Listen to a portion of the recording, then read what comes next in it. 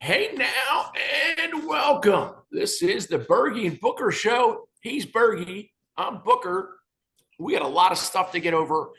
We're going to get to our NCAA first round D1 men's picks.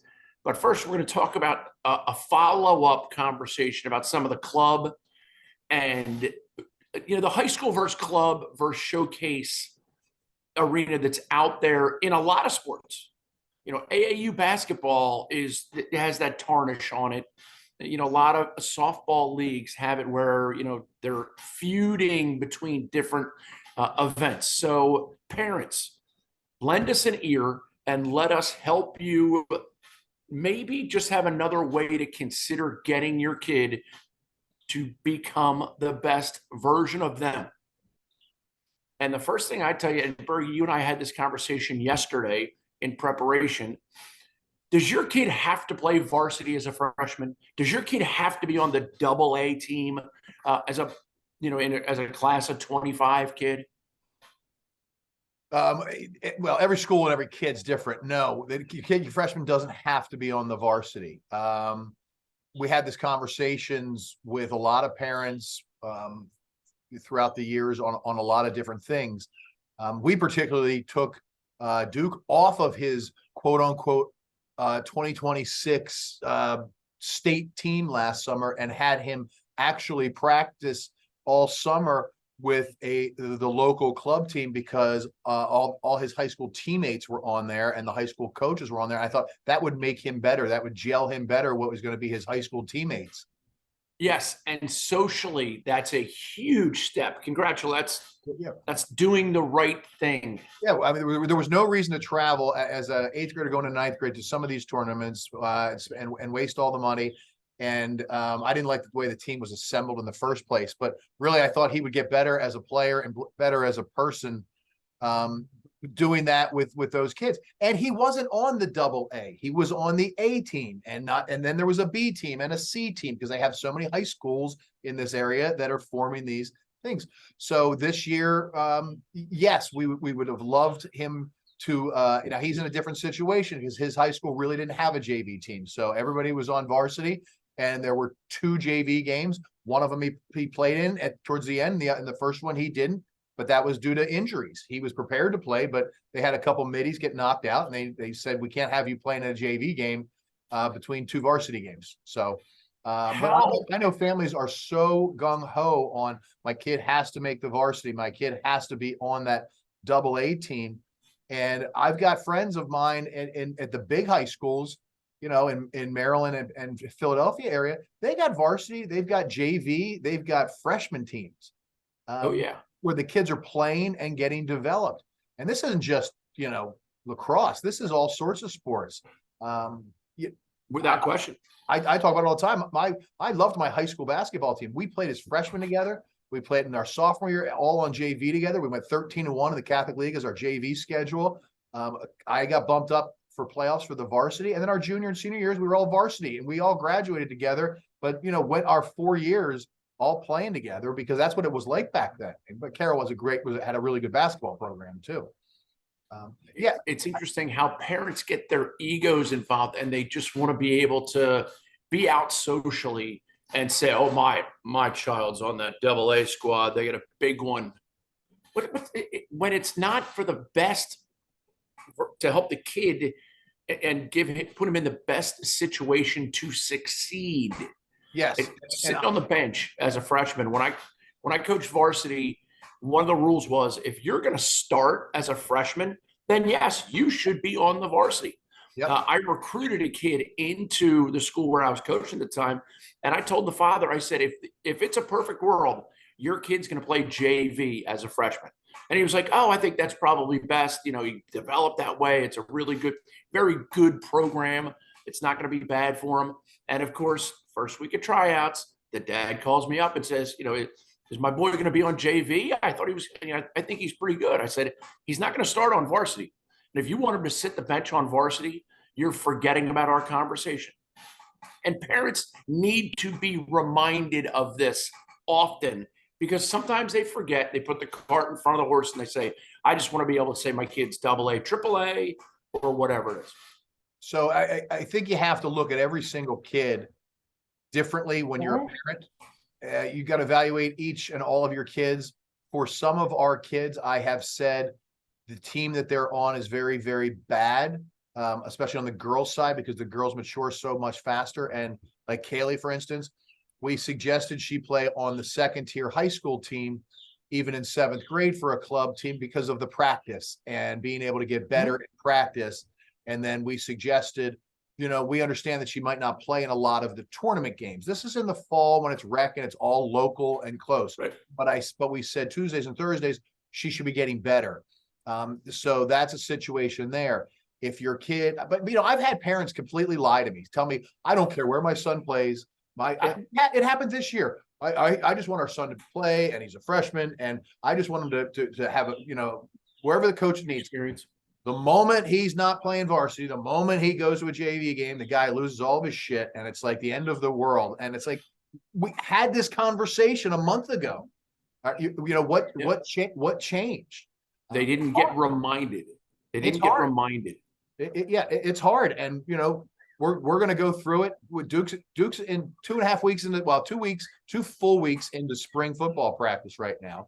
He's a freshman, and they have 2 more weeks and a spring game, and this is going to catapult him into his sophomore year because they'll start practice obviously in August, and he's going to be in that situation. I don't know what role he'll fill, but will he be a JV guy? Will he be a varsity guy? If we were at a big high school, there'd be no doubt in my mind where he would be, just because he hasn't really played a lot and he needs to put on weight. He needs to do a couple of other things, and that'll be more back seat. I got to relax on that being a football guy. But hey, so the other thing I want to get our viewers put in the comment section and tell us the experiences that you've had as a viewer. Fill that comment section. We got some great comments from some fantastic people over the last couple times. Parenting, teaching, coaching. It's a challenge because each kid, like you said a couple times, each kid is 100% unique and they have to be treated that way. The other thing I worry about is a freshman kid who's playing varsity basketball or varsity football or lacrosse or softball. They go on bus rides, and the seniors sitting in the back of the bus are talking about things that seniors should talk about. Yep. And in the front of the bus, the freshmen are up there, or the sophomores, and they're hearing those things. And I'd rather have my kid ride on the fresh soft bus and talk about fresh soft stuff. Yeah, and we've done that again, using Kaylee as an example. They tried to move her up 2 years ago onto a thing, and she played in a tournament. And she was in 5th grade going into 6th grade. And we said, no. I said, I really, really appreciate it. But those 8th grade girls don't want to talk to a 5th grade girl. They're not going to pass to her. What the hell she got in common with them in the 45 to an hour and a half time in between games? She's just going to come over and sit with us. I said, she's got plenty of time. I greatly appreciate that you want her, but this is more about, raising our kid. And, like I said, every kid's different. Some kids can handle sitting on the bench, but working hard in practice. And you got to know that about your kid. Some kids need to play. Some kids need to be out there playing and getting better. And that's kind of, that's what you have to determine that as a parent, but you do have to check your ego. And that's everybody. Everybody has. I mean, I've had to do it. Everybody has to do it. It's not easy because you want your kid to be the best. But when I used to coach, I always said to the parents when they would come after me about their kids' playing time, and it was usually football. And, in my mind, I was saying, what college sport did you play? What college sport did your wife play? How about an uncle or a brother? Your kid's not playing football at Notre Dame. Just relax. But what I would say to them frequently is, have you had this conversation with your son?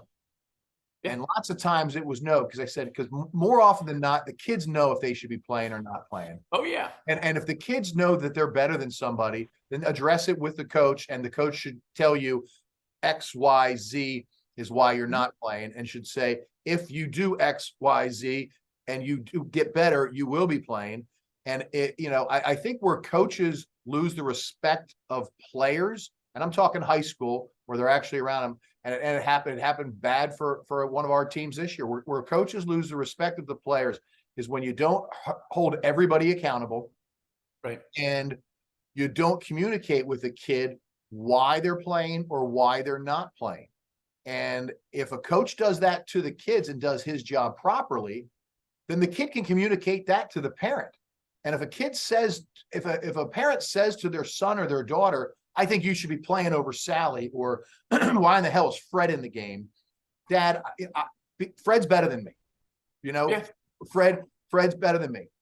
Okay. If you can look your son in the eye and say, are you working your hardest in practice, or your daughter in practice? Are you doing everything you're supposed to be doing? Are you finishing first in the runs? Are you doing the little stuff? Yeah. And if they say yes, okay, and they're honest with you and they say yes, and then you say, well, have that conversation with your coach. And then if your coach doesn't give you the answers that you like, then maybe it's time for dad to get involved.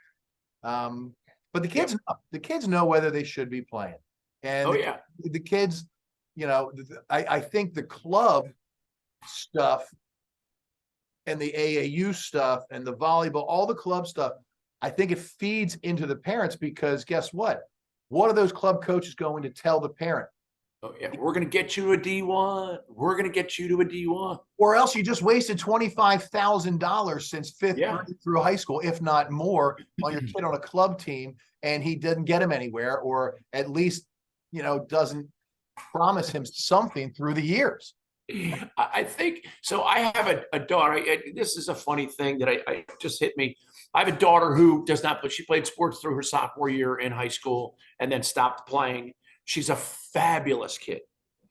But from now on, when people say to me like, "Oh, how's your daughter doing?" I think I'm just gonna say she's on full scholarship to Maryland for lacrosse, and see if they even catch Go if your ego is surrounded by like, my kid's got to be D1, just go ahead and declare they're D1.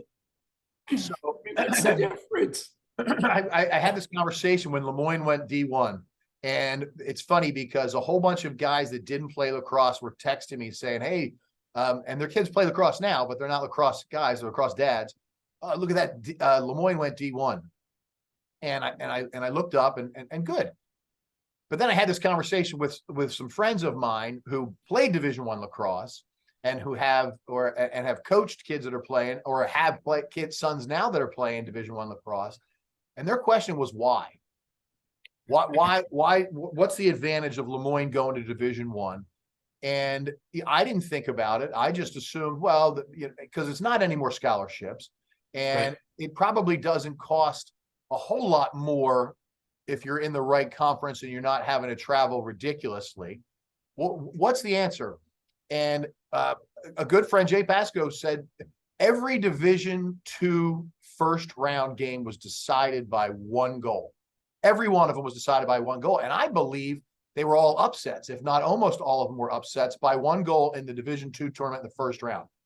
The Division I tournament, those AQs are going to get destroyed, some of them. And they have, well, they already have.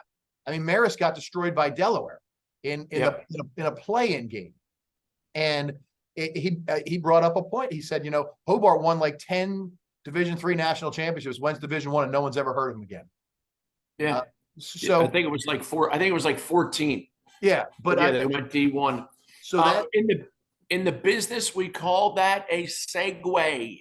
Let's get to the picks. Bergie, out of respect for you, I'm going to let you get the first pick. You can take any game you want. Well, do you want to do just this first round? Well, how about this? Let me ask you this. Okay. Richmond, Virginia. Richmond's getting 8 goals. I'll take Richmond to cover, but I'll take Virginia to win. I think so. I agree with you. I agree with you. Because Virginia's playing for more than this week, and they know it. Mm-hmm. So they're not gonna come out guns a-blazing in the second half if they got a comfortable lead. Right. So, and you've got players you can't coach worried about players getting hurt, but in the back of your mind, you're up by 12 goals and you're in the third quarter. You're going to pull some guys, right? Oh yeah, 100%. Utah, Notre Dame, again, 8 points. Going back to I'll take Notre Dame to win, And I think it's going to be like a 6 or 7 goal game. Although, Notre Dame played Detroit Mercy 5 years ago in the playoffs and won by a goal. So anything can happen. Utah can score a lot, but the only true Utah game I watched this year from front to end was that Bellarmine game. And they couldn't. Bellarmine. Huh? Bellarmine. Bellarmine. Yeah. They couldn't stop Bellarmine. How in the hell are they going to stop Notre Dame? Notre Dame might score 30. Yeah. Well, Utah's got a couple Florida kids on there. Oh yeah. They got Haley, AJ McCarron or MJ McCarron or whatever his name is, the kid from Cardinal Mooney, and Luke Haley. Yeah, I mean they can score. They can score. They just it's the jump. The Devon guys. It's like one double A football guys. There's tons of guys that can play offense. The biggest difference between one double A, it's not the receivers, the quarterbacks. It's the defensive line, the offensive line, and the guys that can play defense. And that's the same in Division I lacrosse. The smaller schools don't have the studs at long pole and at midi, especially at D midi. A D midi at Maryland is the star midi at a lot of these other schools. Straight up Maryland Army. Who you got? I got Maryland in a really, really tough one, and that's a total heart pick. That is not Maryland's given 3. I think if Maryland wins this game, they win next week. I believe that this is going to be a tougher game for them. This is a team that is not all heart. They got a lot of heart, but they got a lot of ability too. And I don't think they're going to sneak up on Maryland. So it's interesting. I have Army winning that game, but I also have a little, you're watching the game bingo card. I want to know how many times the broadcasters during the Army game say, that Army team, they're disciplined, they're well-conditioned. Like, no kidding. They're in the Army. That's like saying, the defense, they're all playing with long sticks. The goalie's using a goalie stick. Like, what other obvious things can we state? The kids that are going to West Point got to West Point, not just because of lacrosse, but because that's where they want to go to school. And they're disciplined enough through high school and in life to reach West Point. They're going to be disciplined on the field. Yale Georgetown is a plus 2.5 to Yale. I think Georgetown kills them. Yeah, I think I don't know. Yale is an up and down team, so it depends on which Yale team shows up. Georgetown, having lost to Delaware last year, I think Coach Kevin Warren is going to have them highly motivated. Plus, they got Tucker Dordevic, who is a stud. One of the Tuaraton finalists. That's my reasoning. I think last year is probably still a bad taste in their mouth, and they're just going to come out and destroy Yale. I think they're going to. It's not a bad taste in their mouth. It's a grotesque throwing up in the back of their throat. Because taste. I think they had real aspirations on the Final Four last year, and I thought that was a team that could take down Maryland last year was Georgetown. Yeah, it was a sigh of relief when Delaware beat them. All right, Hopkins Bryant in the game no one cares about.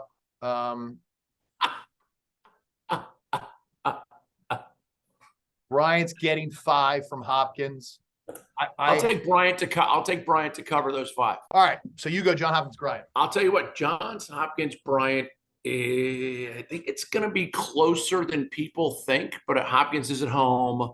Bryant's going to have some jitters. I think if Hopkins jumps early, they will enjoy success. But if Bryant comes out, and it's all about a couple different bounces of the ball.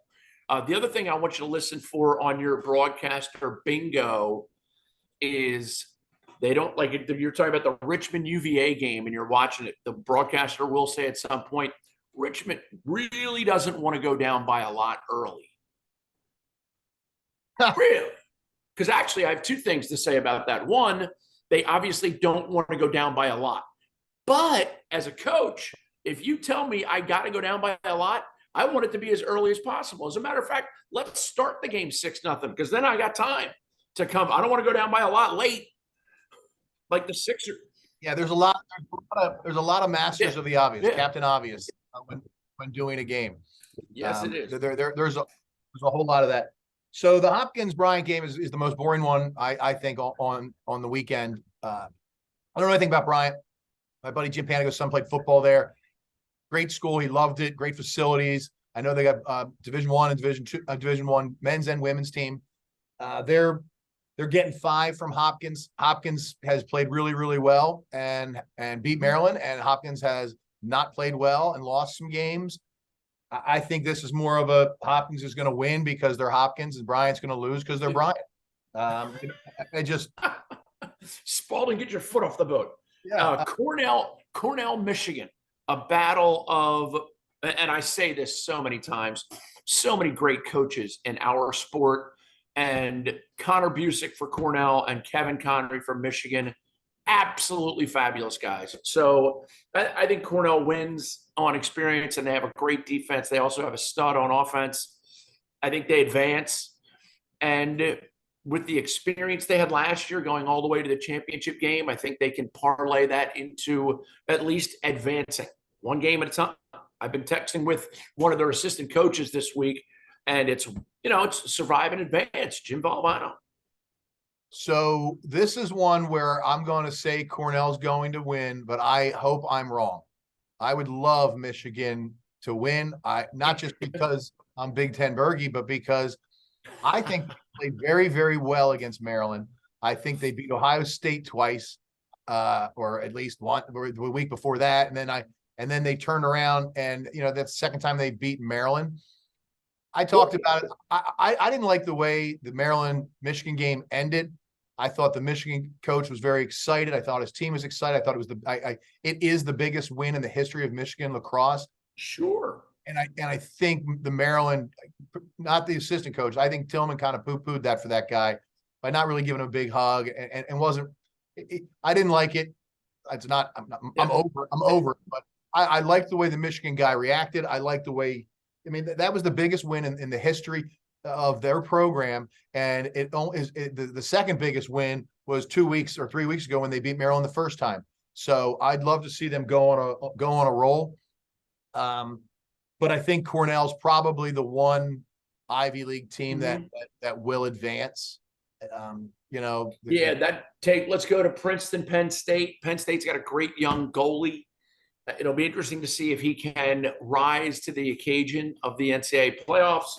But yes, I think they can take down Princeton. But again, it's about how the ball bounces at certain times. And the other thing is 50-50 ground balls and first-time scoops, or the first time you make a play on the ball. If you come out and you dominate those two stats, you're going to probably win that 2-goal game. So, again, I think Penn State can win because they've played some really good games and they've played some bad games. The problem with picking Penn State in May is they have a horrible track record.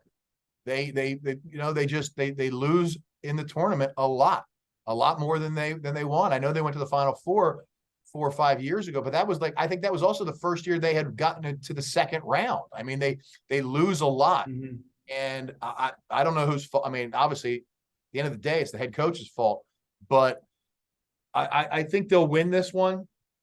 And then you also think that because you are Big Ten Bergie. Big Ten Bergie. All right, Notre Dame, Utah. We covered that one. Duke against Delaware. This is an itchy little Delaware team, but when you look at that Duke roster, they would have to have a lot of things go poorly for them in order to have Delaware stay. That's my opinion. And, obviously Delaware did it last year. So, Delaware killed Marist. Delaware's coach said they can play with anybody, what's he going to say? He get killed. So, yeah. So he says he can play with anybody. I think Duke has underachieved the last 5 years for being Duke University lacrosse. And at some point that's going to change. I think it's going to be this year. I think they will get in the Final Four. I think they might. Sure. I think they might win it. The only way to get in the Final Four is to beat Delaware. So I'm saying they're going to beat Delaware. Now, question is 6.5 point spread. Do they cover that? They do. So I think Duke covers. I wouldn't touch Cornell, Michigan. I wouldn't touch Hopkins, Bryant. I wouldn't touch Maryland. I'd be all over Georgetown getting 2.5 to Yale. I think Notre Dame's going to cover, but 8 points is a lot. Eight And is a lot. and I think Richmond will cover Covers. because yeah. So that's where I don't even know what the Penn State line is, but It'll it'll be interesting to see the next round matchups because you got to win the first one. So what teams are going to be able to cruise by and what teams are going to have to be completely gassed to barely get out? That's the coaches. Well, then they have a week to prepare for round 2. And that's one of the things I've noticed over the last 10 years. 79.3% of all the second round games have been 1 or 2 goal games. Yeah. I mean, in the quarterfinals. The final 8 coaches in the NCAA lacrosse tournament, like any other tournament in the world, are usually pretty good coaches as well. Yeah. And if you give them a week to prepare, and chances are at this rate they've all probably seen each other because again, there's only 4 or 5, maybe 7 the country can win this damn thing, and a lot of them have played each other already. And that might be a high number. Or twice. Yeah. Like Notre Dame's got to go through Virginia. Well, assuming everything goes to plan, Notre Dame's got to go through Virginia to get to the championship. Duke's going to have to go through Maryland or Army to get to the Final Four weekend. So it'll be interesting. I think we have some good picks. Yale is a sticky wicket, but last year, I think the thing that kills Yale is Delaware beating Georgetown last year. Yep. If I'm the Yale coach, after I get my ass kicked on Saturday, I send a little text to the Delaware coach, say thanks for nothing, buddy, because I think they're going to come out. I mean, this is going to be their game. There's no we're making a run this year for the Final Four. The coach has squashed that this week and said, I don't want to hear anything other than Yale and Saturday, May 13. Because after last year, that's where their focus is. And I think he's a good enough coach. And I think they're a good enough team to bury Yale. And Yale's probably better than Delaware was last year. So I mean, it's not like they're thinking they can. It's like when Maryland won the national championship in basketball. They got to the Final Four the first year, and it's just an experience. And they didn't win. And then the next year, it was like, okay, they're going to get there and they're going to win this year, because until your guys see what these big games are like, and not that Georgia hasn't seen big games, but to have something torn from you last year that you thought you had a real chance to get to the Final Four, they're not going to overlook Yale. They're heads down. That's the one.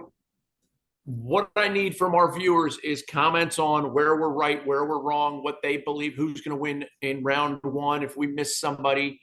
The other thing I want to let them know is we're going to do a wrap-up of the weekend next Monday or Tuesday, and then we'll do a preview of the coming weekend on Friday for everybody to get kind of tuned up for that. It'll be amazing. And I want to so I've gotten a bunch of people sent me texts of good showcases and bad showcases. Yeah. And, I've got a whole bunch of text on, I agree with you with this. I don't agree on that. And we're going to do a wrap up on that, because it is May 12th right now. And, it is getting to be club season. I know down here, the girls have next weekend, they have a tournament, a local tournament. I know up in PA and Maryland, they're playing local tournaments, and that first weekend in June, every boys, girls team is hitting the ground running, and we got about 5 or 6 weeks where there's big tournaments every weekend, and I want to hear about it, but I want to see it. Rate the tournaments too. Like, what was a great experience? Where were good hotels? I love going to here. I love going to there. It's not going to change anybody's mind for some of these places. It might. Yeah. And the other thing is you have the All-American Underclass tryouts coming up, powered by New Balance. I mean, those are going to be awesome this year. Yeah, and, I mean, I know they're in Florida the first weekend in June. I know they're in a lot of places. Philadelphia. What's Connie? Connecticut? Is that what that is? And Connie is the Connecticut region, New England, and there's also there's some club programs that are actually doing what's worse for their own kids. There's a group up in Massachusetts There's a leading team in New Jersey that's good. There's the Mad whatever team in DC, and they don't allow their kids to try out for the All-American underclass because they want to make more money off them. So they run their own little thing, which is very poorly attended by recruiters and all that stuff. But they forbid their kids from trying out for the All-American underclass, and that's going to block them out of the senior game. It's going to block them out of being seen by and playing against the best players and being seen by the best college coaches or the most appropriate college coaches. My thing is, it's our kid. Yeah. It's our money. We're gonna do what we want with our kid. You can tell me everything you suggest when it comes to showcases, and if we have a great relationship, I'm hoping you tell me this is a waste of your money. That's been told to me. Matt did it last a couple things. We didn't send because I said my opinion after talking to all my buddies. I lean on a lot of my friends in Maryland. Probably a waste, doesn't need it this early. I then coordinated through Matt. He agreed with a lot of their opinion, all of their opinions. But at the last year, this year will be a little different as he's going into his sophomore year. If the coach has a reasoning like it's a waste of time, it's a waste of money, and it's not that. But just as a power trip to control where the boys or girls play, exactly, you can't do that to a kid, especially a kid that may or may not really need the one coach who sees them, the one coach who coaches them, the one coach is like, I mean, it happens all the time in all sports that the NFL is riddled with guys that were just given one chance by one school and one team and were a 2-star and a 3-star, and they took advantage of that. Girls and boys in a growing sport of lacrosse that maybe, just need that one coach to see them because maybe they think they have their 2024s all locked in, or they know who their 2025s is. Kids change their mind. It happens all the time. All of a sudden, the girl realizes, oh shit, it's cold in Northwestern a large part of the year. I'm going to go to Clemson now, and Northwestern says we have an opening. And same thing in the boys game. Oh, look at the transfer portal. This guy just transferred in to the University of Maryland, so I'm going to now sit another year. My mom and dad don't want to pay for to go to a prep school year, and this other school was all over me, calls them, and it trickles down. Now that school might have an opening. My point is that kid might get bumped out, and to not allow him to go into a showcase where you're also pigeonholing a kid. If you're going to tell a kid, hey, listen, your kid's an NEC kid, okay, and we have him going to this school, and he goes to a showcase and blows up the showcase because it happened to one of our kids last summer. He's committed to an NEC school, and at the IMLCA tournament, an Ivy League school came over and asked all about him. The kid would be going to that Ivy League school if he had the grades. And it was just because of the tournament, and he caught the eye of somebody. And now that's on the kid's problem with the grades, or his problem. But that's an example of being seen late in the recruiting process. Yeah, sure. And that's why kids still need to try out in their rising senior year for, a great event like the All-American Underclass. Darling made the National Cups All-Star game last December, and she made it into the game and as a defender, and one of the club teams pulled all their players out of the All-Star game because it was the end of the day and it was hot, and there was a lot of beer in the tent. You and I were fine, but I was broadcasting, not the All-Star game. You weren't. But they pulled him out, okay? And so one or two girls got way more time in an All-Star game than they probably were going to get. And I know for a fact those girls then received emails based upon being seen in that game. Sure. The girls that pulled out, I don't know what their situations are. Are they so good it didn't matter? Well, maybe they are, but there's a lot of stories. Well, there's a guy by the name of Tom Brady. All he needed was a chance. Yeah. So True that. I would send your kid to whatever you think is good for between you, your wife, your kid and your finances and handle it that way. I wouldn't let anybody tell me how to run our children's lives other than I take advice. The final decision is between me, my wife, and our kid. Yep. To wrap it all the way around, eventually the parents are going to say, huh, you told me not to try out for this showcase, but you're insisting that in January I fly to Florida and do a showcase where it's just the same teams, but it's our club team, and you're making $750 off us, where that other showcase you told us we can't do is 150. It's just at some point the parents are going to add up the numbers. And that showcase, you try out for it within driving distance, and you sleep in your own bed before the game for most people, and your kid eats at home, and you don't have to get a hotel. And when you come down to Florida, flight, hotel, rental car, food, everything, Airbnb, whatever it is. I got a buddy whose kid got sick right before it and didn't even come down, and was one of those clubs that was there, and it's just do whatever you want for your kid. Like I said, it's the parents and the kid's decision, but be smart. If the club ever told me what to do or I couldn't do something, I'd have a real issue with it. It's going to be a great tournament. There's going to be a lot of great coaching and some players, obviously a ton of them who played in that senior All-American game. And obviously every kid this weekend just about played in the underclass All-American. He's Bergie. I'm Booker. It's coffee time. We do what we do. Go Terps. Go Big Ten. Go Big Ten, Bergie.